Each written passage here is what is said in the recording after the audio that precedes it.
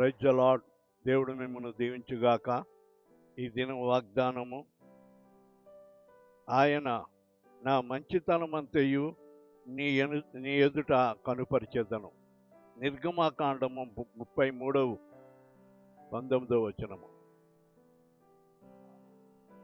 ఆయన తన మంచితనం అంతటినీ మన ఎదుట కనుపరచువాడై ఉన్నాడు.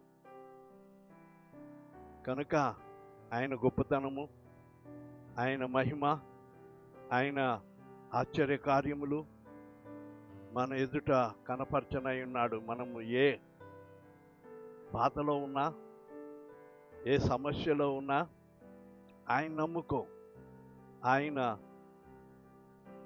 తన మంచితనాన్ని, తన కార్యమును నీ ఎదుట కనుపరుస్తాడు. దేవుడి వాగ్దానం నీ వెనుకలో ఆశీర్వదించుగాక. ఆమేన్.